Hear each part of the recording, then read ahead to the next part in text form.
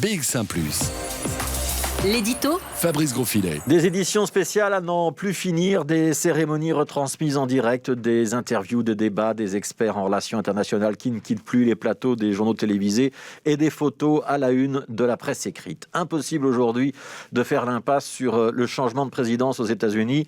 Même BX1 va vous en parler, c'est dire. L'Amérique va donc dire au revoir à Donald Trump avec une cérémonie atypique, pas tellement parce que le sortant a décidé de ne pas y assister, mais plutôt parce que les conditions de sécurité seront sans commune mesure avec les investitures précédentes.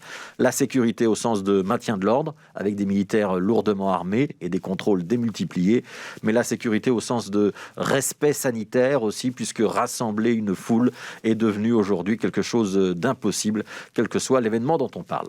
Ce qui se passe à Washington sera sur tous les écrans de télévision, mais il faudra aussi faire attention à ce qui se passe ailleurs, aux États-Unis, de New York à Los Angeles, en passant par Chicago. Toutes les polices sont sur les dents, tant on craint des manifestations d'hostilité des partisans de Donald Trump. Alors nuançons quand même, pas de tous ces partisans, mais de la frange la plus radicale, ces groupes suprémacistes qui militent pour l'affirmation des privilèges blancs, dignes héritiers du Ku Klux Klan, les libertariens extrêmes qui veulent le moins d'État possible, les aficionados du port d'armes qui trouvent légitime de se faire justice soi-même, ou les groupuscules de zones rurales qui pensent que l'Amérique des villes a oublié celle des champs et qui ne veulent plus obéir aux règles qui viennent d'en haut, de cet État fédéral qu'ils haïssent. Bref, un amalgame de groupes pas très forts numériquement parlant, mais suffisamment déterminés pour inquiéter les autorités américaines. Et il y a aujourd'hui un grand paradoxe à constater que l'Amérique, ce gendarme du monde, durement touché par le terrorisme en son temps, en première ligne dans le combat contre les mouvances extrémistes comme Al-Qaïda, l'État islamique, doit désormais considérer comme sérieuse une menace terroriste qui vient cette fois de l'intérieur. Parce qu'une bombe, une fusillade, des raids punitifs, voire des enlèvements, c'est ce qui menace aujourd'hui la démocratie américaine. Et si on ne devait retenir qu'un seul indicateur du bilan de Donald Trump, ce changement de climat en l'espace de 4 ans dit à quel point ce président-là n'a pas fait que du bien aux États-Unis d'Amérique. Alors bien sûr, les partisans de Trump pourraient mettre en avant d'autres paramètres, d'autres indicateurs, la santé de l'économie, le recul du chômage par exemple.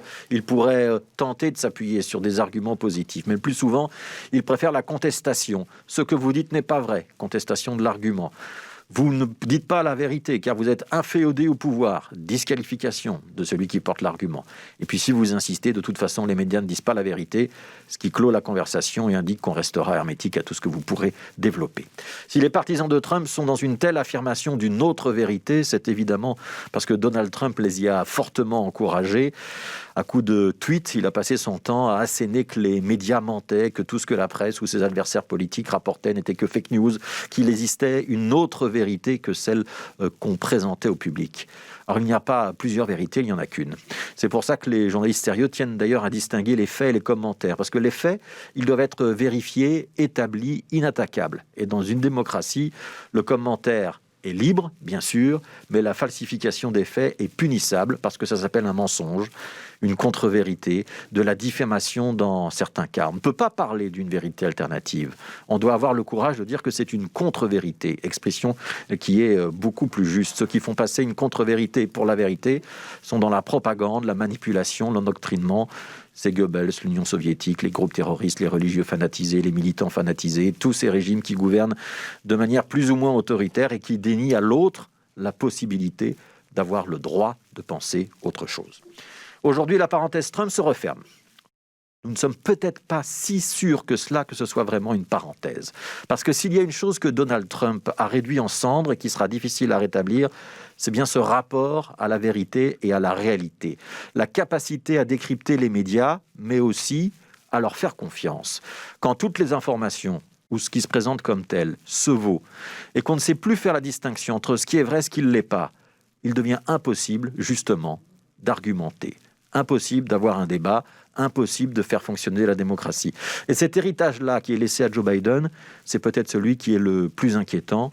Et à l'heure où les réseaux sociaux sont en train de remplacer la presse, il n'est pas exclu que nous soyons nous aussi, en Europe, en Belgique, bientôt concernés.